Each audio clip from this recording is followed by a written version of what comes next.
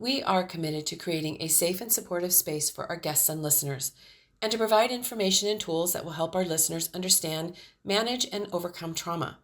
We understand that the healing journey can bring up challenging emotions. Therefore, we want to warn our audience that certain episodes may contain discussions or stories that could be triggering for some individuals. The content of the podcast is for educational and informative purposes only, and we encourage you to practice self-care and discretion while listening, and to reach out to a trusted support system or professional if you feel overwhelmed and need help on your healing journey. So, welcome back to Healing and Growing Hand in Hand podcast. I'm your host, Lisa Tickle, and our guest today is Valerie Johns. And I'll give you a little bit of information about her, and then I'll, of course, let her share more. She is a psychotherapist and licensed MFT. She is an equine-assisted psychotherapist. Find that totally fascinating. She's also a hypnotherapist, and then she's the author of the book, Ashes in the Milk. And she's going to share her story. And then what's really interesting is her recovery through writing this book. And then there's a statement that she said, I shared this with her before we started recording, that I had never heard before, and that I feel is so true when I read it in the paperwork that she sent me, and that trauma creates a trance state. And I find that to be true in my life. Absolutely. So welcome, Valerie, and thank you for being here today and sharing your story and your book. Well, thank you for having me. Mm-hmm.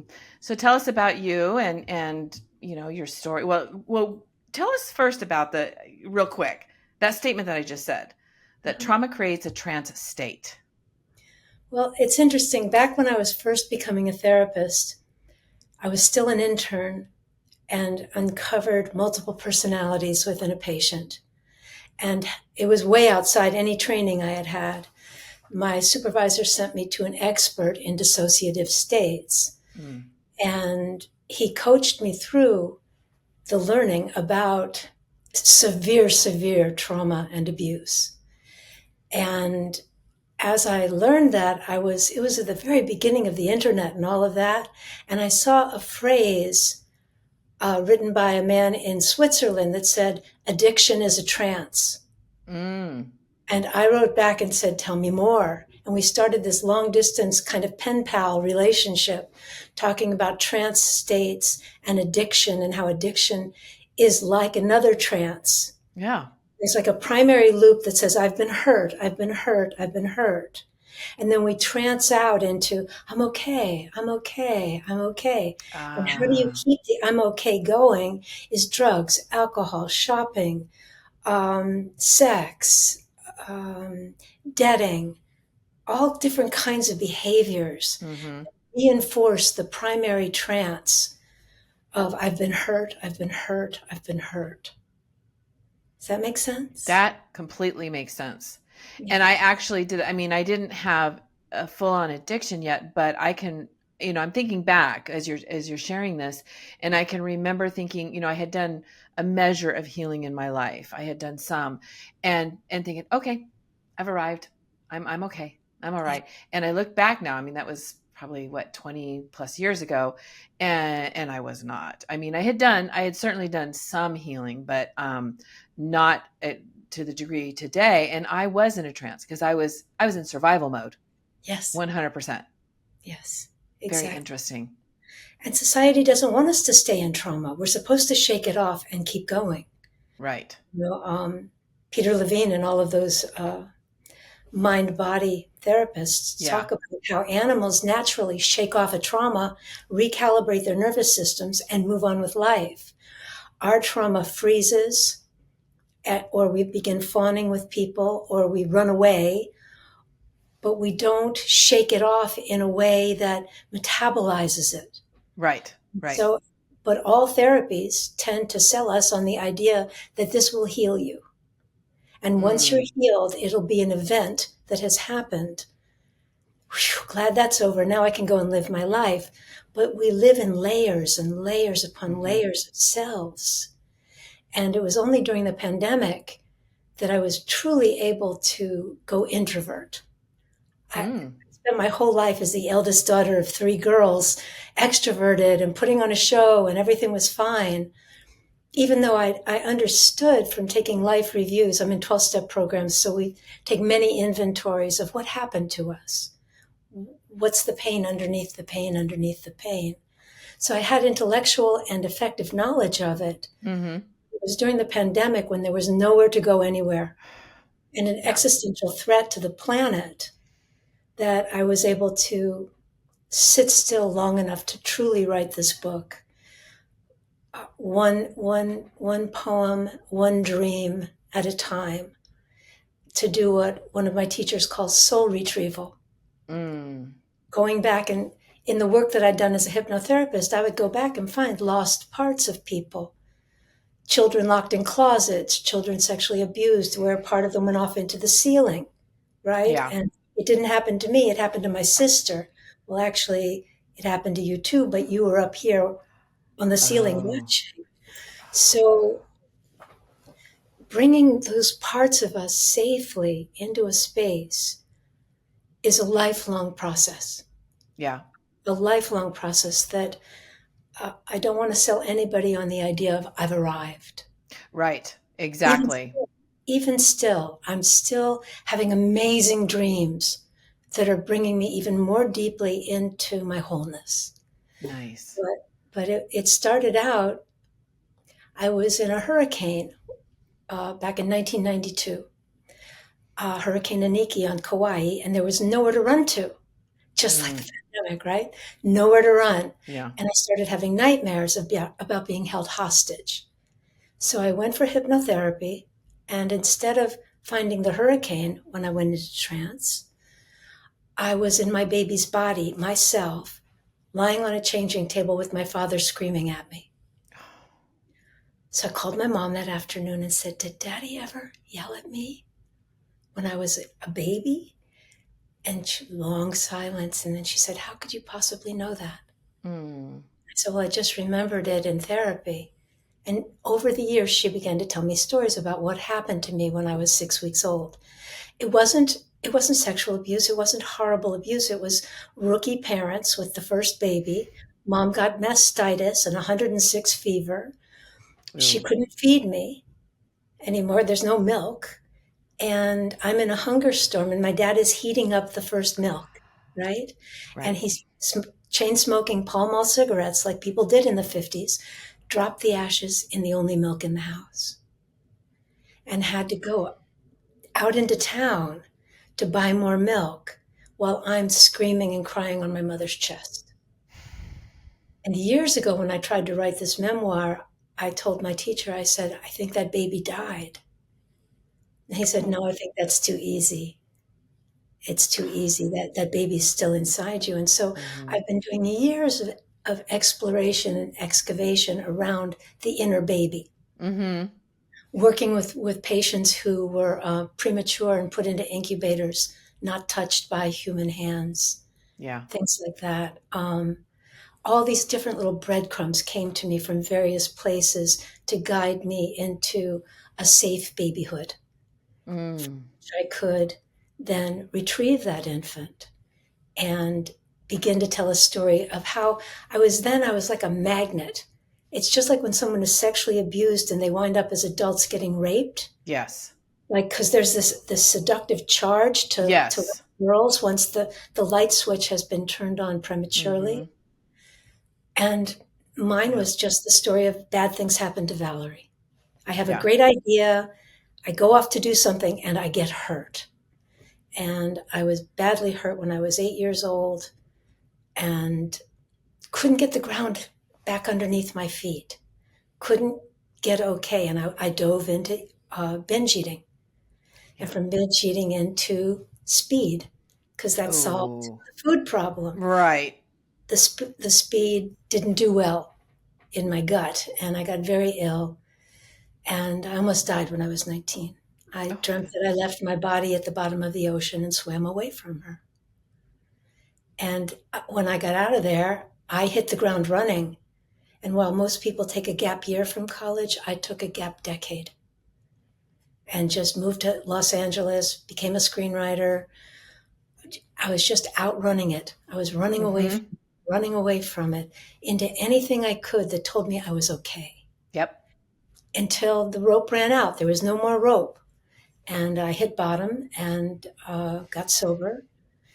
And then the memories began to come even more clearly. Suddenly, I hated my mother's body. And this was long before the hurricane, long before I had any knowledge of what happened to me as a baby, other than my mom got sick and I went over to the bottle without a fuss. That was their story. Valerie went over to the bottle without a fuss. They had this whole fantasy of who I was. And I had this whole inner life of suffering and Yeah. pain and something's wrong with me. Mm-hmm. Something's terribly wrong with me that had no words. Yeah. So I started calling it the pain with a capital T and a capital P. It was pain without words. And once I began to understand pre-verbal pain, the pain had words. It actually began to take on like a poetic expression. So while I was in graduate school, just a few years sober, I started writing poetry from the unconscious, which is an Interesting. exercise that we did in a writing workshop, method writing, like method acting, with Jack Grapes, who's a wonderful, I was one of his first students 40 years ago. And these poems came out of me, and I titled the chapbook Pre-Verbal Songs. And I didn't know what I was talking about. I didn't hear what I was talking about. Yep. My body knew. Mm-hmm. My body knew. And when I read those poems, and some of them are in the book, there's this sense of like I'm inside my mother waiting to be born. And my sisters are in line behind me, and we're carrying what we now understand is the trauma of our forefathers, Mm-hmm. hereditary trauma. Mm-hmm. That, I mean, anyone who's come to America, other than the Native Americans, we've all come from somewhere to get away from something. Right. So there's a collective trauma in the American psyche. That's And it true. feels like that is also pushing through this book, is the idea that everyone suffers. Everyone has trauma, even if it's not in this generation. I Right. had more than any of my forefathers and mothers had, in terms of safety and presents under the Christmas tree and plenty of food to eat, and nobody's scary at the door. Yeah. Whereas my maternal great grandmother died in front of my grandmother when she was 3 years old. Oh, She caught fire in Odessa while they were killing Jews in the street. oh my And she God. couldn't go to a hospital. And so she died of her wounds at home in front of her baby. Mm. So that's in there. That lives in there. Now they've shown that it lives in our DNA. Yeah. And so going back and doing the soul retrieval is not just retrieving me from the baby on up, but in dreams, coming to like symbolically embrace the pain of my mother and my father in ways that I never could have planned out or manipulated or created therapeutically. It had to be organic, and it came from studying dreams. So how do you do that? So you're talking about your healing is through soul retrieval, through writing, soul retrieval, and then dreams as well. And It's so I know about the writing one because I do that myself, and writing has been huge in my healing. It's interesting what comes out of you when you just sit and write and you don't think about it. Does that make sense? There's yes, many times I've done that, where I've just sat and just wrote just whatever was coming out of my mind. And I did, it's weird because it almost doesn't, it's almost like it doesn't go through your mind, and it just goes right onto the paper. And then when you read it later, it's really profound. yeah, So I wholeheartedly understand about the writing, but yeah. tell us more about the soul retrieval and then the dreams as well. Well, for example, my first memory when I quit drinking was getting spanked when I was 6 years old for tracking dog shit across the living room floor. Yeah. Okay, my mom was not a hitter, but I had on my little red cowgirl outfit and my little red boots and my 6 shooter. And I bought some gum from the market guy and I rolled myself a cigarette. And Yep. I walked through the kitchen, right? Through and leaned on the door jamb and went, "Howdy, partner." And my mom looked back and saw the dog poo on the Oh beige no. carpet, grabbed me by the arm and started spanking me. And she turned my little face to look what you've done. Oh, she's yanking my boots off and throwing them in the sink, knowing she's going to have to clean it. And knowing that didn't heal that. And for years, I had these tsunami nightmares. Yeah. Many people have tsunami dreams, but we usually wake up before the water hits us. Mm-hmm. So in dream retrieval and soul retrieval, what we do is we go back into the dream and live it forward. So when you first wake up, you write down the dream. A dream isn't finished until you've told it to someone. And in the telling it, if you can pause the action and let the dream animate itself. Carl Jung created this wonderful process of active imagination, where you're dreaming while you're awake. I do it every Tuesday morning with a group of women that I learned all this with, and I have an individual dream tender who lives in Cape Town, South Africa, and we meet every other Tuesday and tend one another's dreams. And in one of those dreams of tending the tsunami, this man came walking up beside me, and we're just looking at the ocean and it's waving, and he's going, beautiful night. And I'm saying, yes, it is. Suddenly here comes the wave. And I turn to run, and there's a wall behind me of sand. And he offers me a boost over the wall. And I say no, and I wake up. I won't accept help. So in the dream retrieval, I go back in, and when he says, can I help? I say, yes, please, which is really hard for me. I'm a warrior. Asking for help is like, I'm the helper. I'm the one in the big chair. Yeah. Right? Asking for help is a huge surrender.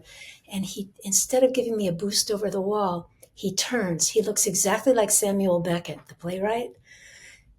Beckett turns and waves his arm at the wave and parts it like Moses. And out of the wave comes my little cowgirl.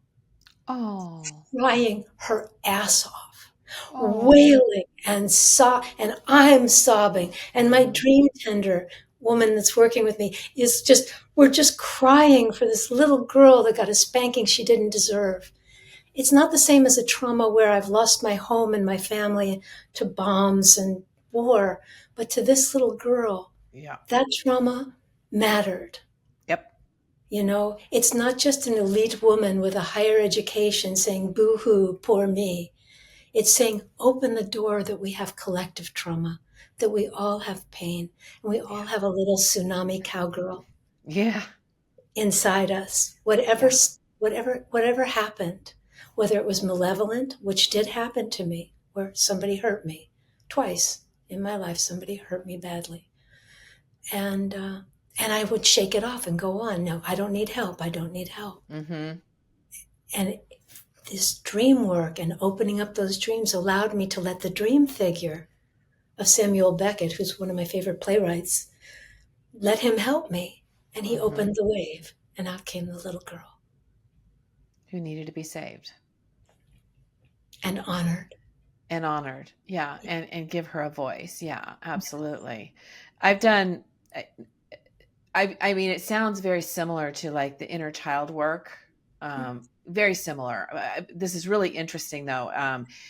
But I know that, you know, working with that inner child with me, because I'm working with two of them. I'm working with little Lisa, which I've worked through pretty much a lot of, I think most stuff with her. It's the teenage Lisa that I'm having to still work with, because she's the one that really received the brunt of the abuse later on. And that, because when I was little, it was mostly coming from my brother. But as I became a young teenager, it came from my mom, my dad, and my brother. So she really got the brunt of it. And of course, losing my mom at 16 too, you got to throw that in there. So, but I understand that giving that little girl in you a voice and giving and honoring her, it's, you know, they're fine. I know that is so true in my life. And it was really healing, because you know what?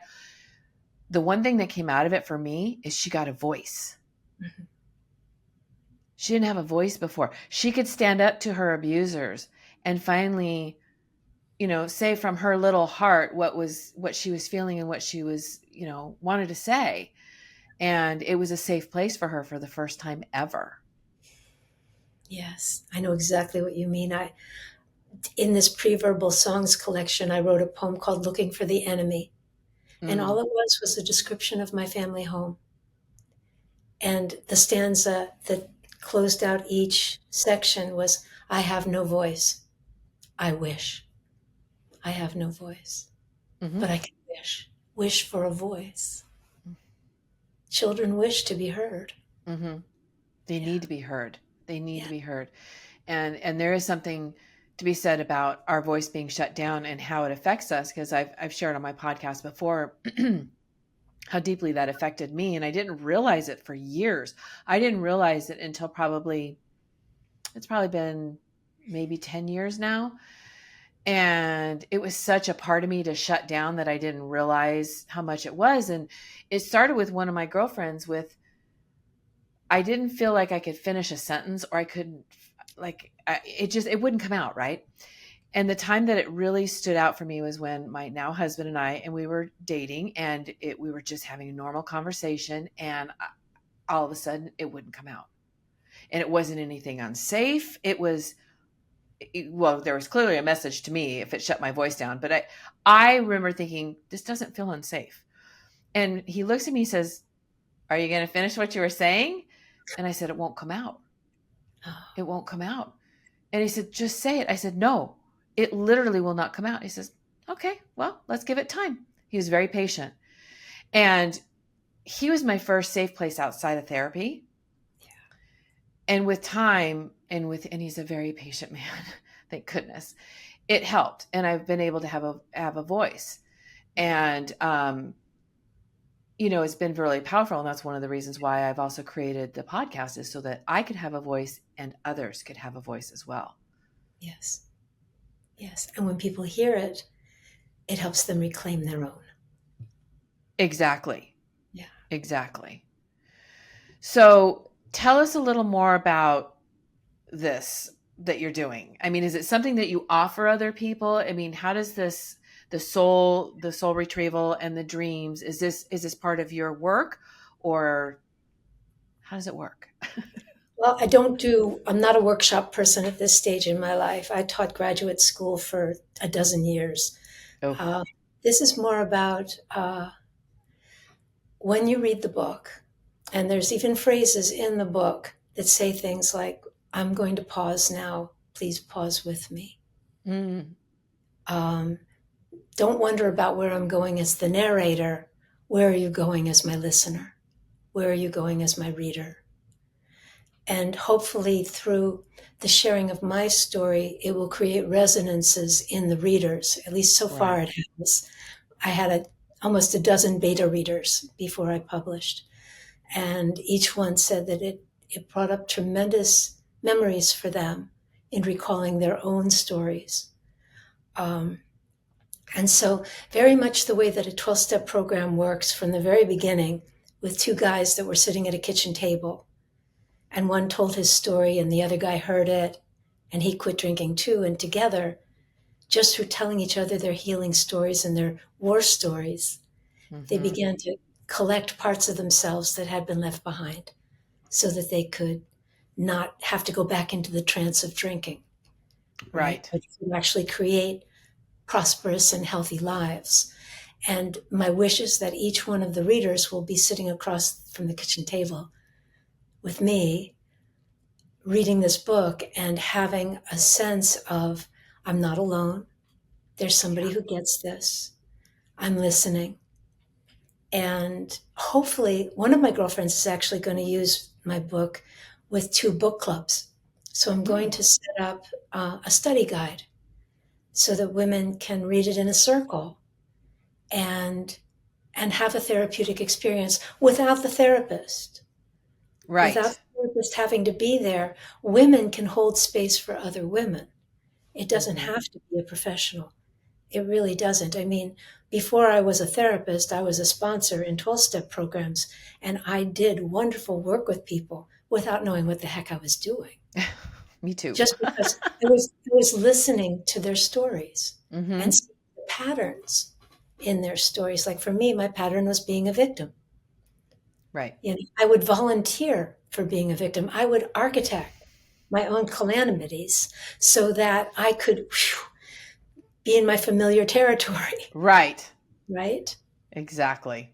And so the story and the arc of the story coming through to the dream time will hopefully coach people into being serious about, I can't remember who said it originally, but the dreams are postcards from God. However Mm. you choose to understand the spiritual creator or energy of the universe, dreams come in service to our Mm-hmm. health. They come in service to our healing. I've probably had 50 dreams of serpents. And in the Mm. medical symbol that they Yes. use for the AMA, there's a snake Mm-hmm. climbing up. The snake is this, the venom of the snake is medicine. And the snake, by metaphor, sheds its skin every year and renews and becomes new again. So when serpents come in dreams, it's not, oh my God, I had a terrible nightmare and I had to wake up and get away from it. It's how do you turn around and say to the snake, what medicine are you bringing me? What are you carrying for me that the ego doesn't want me to see? But in my sleep, psyche, my soul, my higher self, wishes me to see things like the little cowgirl, like the other story that I tell a lot is when I was 19 and I almost died, I left my body at the bottom of the ocean. And when I further went into the dream work with the tsunamis, one of my professors suggested that I get on my horse. I had a horse named Bodhi. I get on Bodhi and ride him into the ocean. And I thought that was like the silliest thing I'd ever heard. But anyway, I did an act of imagination, laying down on my yoga mat, got on Bodhi, went down into the sea. And at the bottom of the ocean was my 19-year-old self, Mm-hmm. lying in the sand, like Snow White in a coffin, right? She had barnacles on her shoes and covered in sand and seaweed. And I saw her and I said, it's 2022. We survived. It's okay. And she got on back of Bodhi and we sailed up out of the ocean and into the air. And she's been with me ever since. I retrieved her. I found her through the dreams, Mm-hmm. through the tsunami, through the ocean, insisting that I turn and face whatever it is that the gifts are bringing at night, that I could then weave myself into wholeness. So my question, because I know I've kind of studied a little bit about dreams and stuff, and I know that in my life there's been probably a handful of really profound dreams. I mean, so profound that if I could draw, I would be able to, with vivid color, write the whole dream out. And I know what is true is that a lot of times there's symbols in dreams. Like it doesn't, what you, like you said, like you see the serpent, it doesn't mean, oh, a snake is coming to get you. There is a meaning to it, but it's not always what you see up front. Exactly. But I, why do we sometimes have very vivid, clear dreams like that I know have a meaning? And I know what the meaning was for that particular dream. There's another one that I still haven't quite figured out. And then there's other dreams that just are kind of jumbly, like they don't seem to make sense. And I don't always remember my dreams. I know, like, over the last 2 or 3 weeks, I've been dreaming a lot. I know that, but I can't sit here and tell you what my dreams are. It's like all of a sudden I'll be walking along during the day and I'm like, oh, that's right, I had a dream, and I'll remember a piece of it, Mhm. but I don't remember the whole dream. But then, so why is it sometimes we have these dreams where I don't know what they are, and then there's these very significant dreams? Well, sometimes even in a very insignificant dream, there will be one symbol So amidst be all the looking for clutter. symbols. Yeah, there can just be one symbol. A pair of shoes Right. could be speaking to you about something. But an example is the painting behind me. And I hope you paint your dreams going forward after meeting me. But of a red dress dancing. There was no woman inside Ah. it, but it was clearly a woman dancing. And this woman's voice coming across into my mind kept saying, red dress medicine, red dress medicine. Over, like, Valerie, do not forget this when you wake. And I woke and I wrote it down. And after I'd been up for a little while, I went and painted. And I shared the dream with 40 people in a class. And one of the women had done her master's degree in part on a Canadian artist who hung empty red dresses in trees, each dress memorializing a missing or murdered Indigenous woman. Oh. And she got all tearful and she said, and we put on the red dress to dance for those who can no longer dance. Mm. That dress came to me through the collective unconscious. And if I wasn't willing to say when I go to sleep at night, may I remember my dreams, may I remember my dreams, may I remember my dreams. I say it like an incantation. May I remember my dreams. Sometimes I'll say, send me a really good one. Send me a really good dream. And something will come. And they're astounding. Night before last, a woman raped me in my dream. And when I was sharing it with my dream tender, she said, in ancient times, women would take the virginity of the young girls before the men could have them. Oh. So it was a way of keeping the women's sacredness within their own power. And she said, it feels like you're being initiated into something new and big. And the same woman seduced my husband in the same dream. And then we were both talking about it, like, what happened to us? Yeah. Right? That came because I asked for a big dream. And when it came, it was like, whoa, that's never happened before. It was shocking. And yet, when we listen, what this dream was telling me about the red dress is when you say it differently, redress, redress, redress means repair. Right. To repair something. And so it had come in service telling me both you're connected to the collective unconscious of women and red dresses. And there's other red dress projects, the American Heart Association. All the women put on red dresses to celebrate once a year. And a woman in the UK took a red gown to 100 different countries, and different Indigenous women embroidered on it. And the dress is on tour around the world. You can see it's called Red Dress Embroidery on Instagram. This beautiful gown just came back from South Africa, in fact, and I think it's in the UK now. But it was in Boston last summer. I mean, these red dresses symbolize something about, well, for the Canadians, for missing and murdered women, but also for the murdered woman inside each one of us. Yeah. Okay. And the awareness that we have now about how the patriarchal society has stripped us of certain rights repeatedly. As soon as we get strong, we get pushed back down again. As soon as we get strong, pushed back down again. And this is about repairing. So I hope the medicine I'm carrying through this book and the next book will be about how do we repair ourselves, each in our own individual way, without you have to do it this way. But to open ourselves to the dream time and to honoring that dreams mean something, that they're not just something that crazy people talk about in Aboriginal cultures or something that don't have anything to do with us. Down in the unconscious, we are all connected. Every one of us is connected. So walk us through that. So if, because like I said, I don't remember my dreams. Sometimes I do, but I know I've been having a lot lately, but they're not making any sense. The ones I do remember. So what do we do? Like you said, so before you go to sleep at night, you repeat to yourself, may I remember my dreams. May I remember. Okay. Let me write this down. May I remember my dreams. It works. I do this with my patients and they all come back and go, I didn't dream. And then we start doing this work and they go, oh my God, I had 7 dreams I remembered this week. I wrote them all down and we pick one and it's juicy and it's stuff you could never get to with just talk therapy. So do you interpret the dreams for them or do you, no, you, okay. Yeah, it's different than dream interpretation. Okay. Although the Hermione Granger in me, the girl who has all the answers, she loves I love to interpret people's dreams and I'm good at it, but better when I can hold the space to let the dream figures come alive. Exactly. Then it's their story, right? Not my version or wisdom of their story, right? Their story. It's going to resonate more with them if they go through it than rather than you telling them.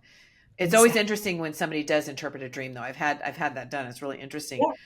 So you say before you go to sleep, may I remember my dreams, and say it 4 times. 3 times, yes. And then in the morning when you wake up, or you could probably wake up in the middle of the night even with a dream, and then you write it down immediately. Yes. I keep a sketch pad with a Sharpie so I can write in the dark. Okay. And it took a long time to practice this. There's a woman in Canada named Toko Pa Turner who wrote a beautiful book called Belonging. Mm-hmm. Wonderful book. And she does a 30-day dream class called Dream Drops. Ooh. And that was what I started at the beginning of the pandemic, was the Dream Drop class. And then I went over and took the training at Pacifica Graduate Institute in dream tending with Steve Eisenstadt, who's a Jungian and who founded the Pacifica Graduate Institute. And the idea is that you allow the dream time to talk to you during the night, and you're willing to wake up and write it down. It's not going to ruin your sleep. It's amazing how much better you sleep when you put your dream down and the psyche goes, I've got you. Right back to sleep, like laying you down in a warm bath. And you go back to sleep. And I've had 3 and 4 dreams in a row in a night that all got recorded because I was willing to step out of the dream time and lay back down into it. And then in the morning, typing them up, giving them a title. Every one of my dreams has a title. And then you write it out. And then hopefully you have a trusted other friend or somebody you can share it with. And then have associations. Is there anything in your life right now that it's trying to talk to you about? I've had repeated dreams of going to read my book in a bookstore, which I haven't done yet. But I forgot my book. Or I get there and they say, oh, well, it's okay. We have a copy of your manuscript, but I forgot my glasses. So, I mean, there's all these, I'm back in high school again where they're giving you the exam and you forgot to study for it or forgot to go to school or whatever. I'm having those kind of developmental dreams all over again at this stage in my life. How funny. But you just let the dream, and the dreams will do puns. They'll tell jokes like redress and red dress. There's all kinds of puns. I once had a dream I was in the ocean. This was back when I had 3 businesses and I was a terrible workaholic in my early 40s. And I'm in the water and there's these tiny dolphins, tiny dolphins, but suddenly there's hundreds of them and they're churning up the water. And now I realize I may drown. And as I wake up in the water, I hear a voice say, too many porpoises. And I say, porpoises. And the dream time says, too many purposes, dear. Oh. Too many purposes. Yeah, you're doing too much. Exactly. And so Psyche will come and just give you little like bumper stickers. It's like little riddles too. Yes, exactly. It's little riddles. Interesting. Yeah. Okay. And so having a trusted friend that will help you kind of walk through it. Yeah, and hold the space for you. Hold the space. And then, and I know what you do though is you were sharing earlier that you have them go, excuse me, back into the dream or to finish it out. Is that what you? Yes. Is that what you do? Yeah. One of my teachers is a man named Robert Moss, and he holds these delightful workshops. And we take a different culture and their study of dreams each week. We pick a dream from our dream repertoire. We go into a kind of shamanic state with drum beats or the sound of water. And you dream the dream forward. Like, let's say at the end of the dream is talking about the red dress. I'd go back in and perhaps I would meet the woman in the dress and see what is she carrying to teach me. Mm-hmm. Right? Like this morning, the rapist and I had a conversation. The woman thrust her fingers up inside me like, whoa, that's like not happened in my life. And she said, I'm here to wake you up into the next stage of your life. I'm here for something really juicy to happen to you and your husband together. I am this incredible feminine energy. Come with me. We're going on an adventure. And it was the sexual energy that is, in Jungian terms, life energy, not just sex. It's life, right? but it comes through the metaphor in this case of like a forceful sexuality, because it's a big life force, Mm-hmm. right? It's So you big. go in, you dream it forward, and you ask the dream, where would you like me to go next with this? Where are you taking me? And that's the active imagination that Carl Jung created, which is how do we visit the dream while we're awake? Mm-hmm. Interesting. And so this is, I mean, this has been some of the stuff that has helped you really heal Yes. and answer some questions, it sounds like, and Yeah. including meeting the little girl, right? And one of the things you said earlier that I thought was interesting, and I think that's what you were saying, is this is what happens here, is it helps you put your timeline kind of together, Yes. right? And that's something that I've discovered over the last probably 3 or 4 years, is kind of just putting my whole timeline together, because it felt like I only had like just my stories here and there, but I didn't have, there were a lot of missing pieces. Yes. And through doing a lot of research, and actually one of the biggest things was understanding about my mom's past and learning about hers, and the generational trauma. I already knew about my dad's, but I didn't know about my mom's. I lost her when I was 16, so there's a lot I didn't know, and I had discovered so much, which helped kind of fill in a lot of gaps. And there's something to that when you get your timeline laid out. Yes. Yes. They call it now a life review, but in the Yeah. 12-step programs, it's the fourth step inventory, where you basically tell the story of your life in light of trauma, losses, grief, resentments, Yeah. fears, think moments when you've been dishonest or shamed, and you tell the story of your life and you tell it over and over and over again. Mm-hmm. And if you ever go into a 12-step meeting of any kind and you hear a speaker, they have an outline. It's only three parts to the outline: what it was like, what happened, what it's like now. Mm. You can tell almost any part of your life in light of what happened. Where did that take me next? Where Right. in grief inventories, you write down a timeline of every loss. The first time you moved from your childhood home, the time when the girl next door stepped on your pet turtle and killed it, the time when all the different losses that happen throughout our lives with pets, with grandparents, with cousins, family members that we lose. Because when we are adults and we have a loss, we're not just grieving that one loss. Uh, That's the earthquake, and here comes the tsunami with all the yep. bodies in it, of every single. For me, one of the greatest grieving experiences I had was 5 years ago. There was a fire in Southern California. You know of it, probably. The Woolsey Fire burned 85% of the Santa Monica Mountains, Yeah. including the land where my horses lived. Mm-hmm. And my horses got out safely, but the loss of place Yeah.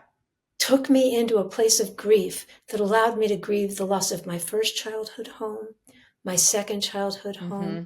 where we moved from DC to Japan. I lost all of my friends because there was no internet back then. Oh, And then I made friends there and lost all of them when we came back to the US. That the loss of place and the loss of friendship yeah. had completely shaped my life in a way that I didn't understand until the fire, Mm-hmm. when it knocked loose all of these other losses that we'd glossed over. They were Mm-hmm. just, it was always about hurry up and get to the next place, Mm-hmm. get well and stay well and achieve and shine and put on a good show for everybody, but not about what's going on the inside.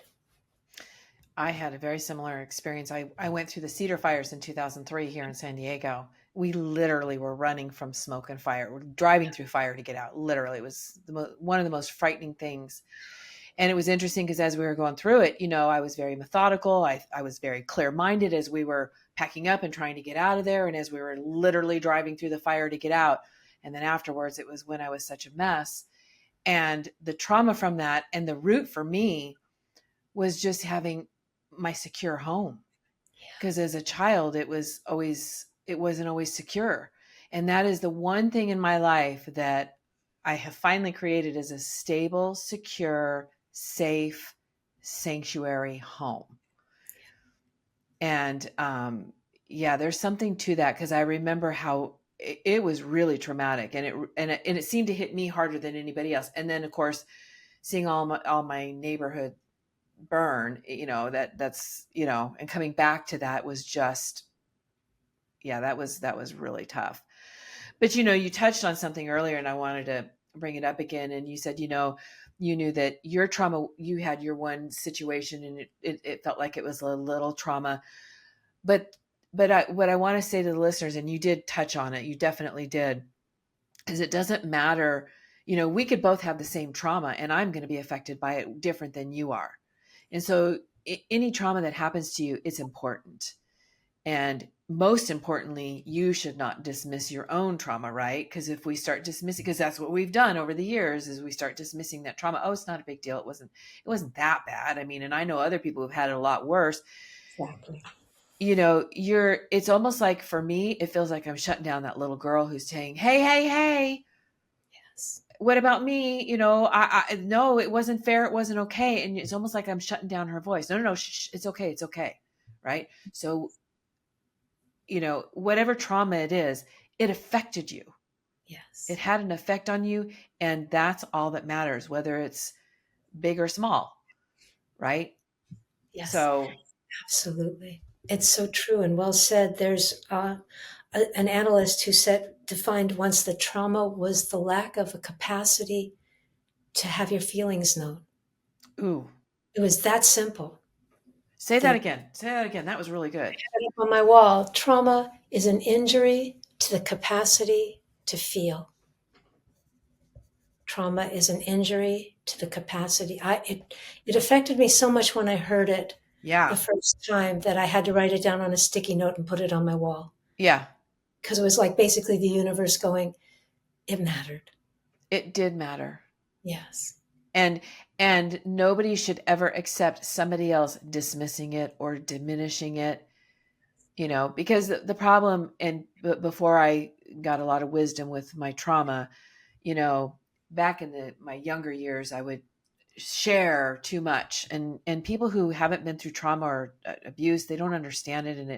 And I had a big victim mindset, and everybody was going to hear my story for a while. And Yeah. and the reactions you get from them don't help. Yeah. Especially because they don't understand, and we are expecting them to understand, and we're expecting them to have empathy. Mm-hmm. So I struggled with that for a long time. Yeah. Yeah, for sure. So don't let anybody diminish your trauma. No, they called it dramatic. Most of us who had trauma were called Little Sarah Bernhardt, wish children. Yes. So Yes. many women I know were called, oh, you're just so dramatic. You're too much. You're so dramatic. Why do you have to be so dramatic? Why do yeah. Too And sensitive. Yeah. and there's a reason why we were dramatic, because you weren't listening. You turned up the volume. Yeah.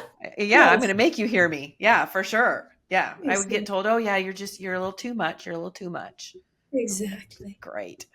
Yes. Well, this has been really interesting, and we've really touched on some really interesting stuff. And I just love all these different modalities of healing, right? And I really believe that God gave us dreams for a reason, and we need to pay attention. We need to pay attention to them, because it is some message coming to us, whether it comes from our subconscious, or in my case, I've had God dreams. I really believe came directly from God and was speaking to me. We need to pay attention to them. And I'm going to Absolutely. do that. I'm going to do your little, I'm going to do that tonight. I'm going to put it next to my bed. I'm going to try it. Honestly, I Lovely. find it so interesting. And Well, I, message me in the morning and let me know. I will. And I'll message you whether I remember or not. So let me ask you one more question. What would you like to leave our listeners with? Oh, this is such a good question. Hold on, let me think.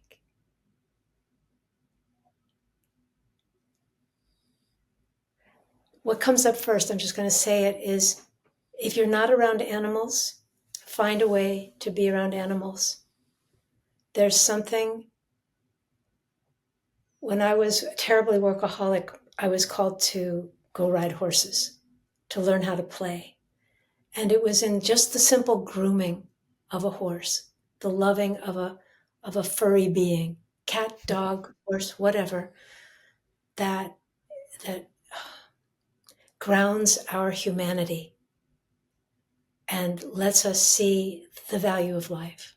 Yep. That it's just simply amazing that we are alive and in connection, and what an honor it is to be in connection with other than humans, with animals of any kind, birds, all different animals. And if you can't be with an animal, go outside and watch the birds. Yeah. Watch them on a wire, watch them in the trees, listen to them in the morning. Something about that increases our sense of being human, and that this really is a gift. Mm-hmm.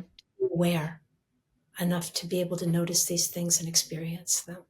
And in that awakeness, it sort of sends signals of safety to the rest of our traumatized selves that says, you're here and it's okay. Mm-hmm. And it's okay. Yeah, the animals are really healing. They really are. I've grown up with animals, and we have two border collie brothers. They're 2.5, and they are, I mean, they have brought so much joy. The first 2 years, the first a year and a half was tough, training them, and they're border collies. So, but it's brought so much joy. And even in our backyard, you should see the hummingbirds that we have. We bring the wildlife in, we invite it in because we do enjoy it. Going on nature walks and watching. I mean, I even love the darn little lizards in our backyard, So yeah, there's something about animals and just bringing that unconditional love. Yeah. Yes. Maybe that's why I loved animals so much as a kid, because they always gave me unconditional love, right? Absolutely. I didn't get hurt by them. No. Interesting. Never. Yeah. Well, Valerie, thank you for being a guest. Thank you for sharing your story and about dreams and soul retrieval. I mean, this has been really fascinating. And, your healing journey. Thank you. Thank you so much for having me.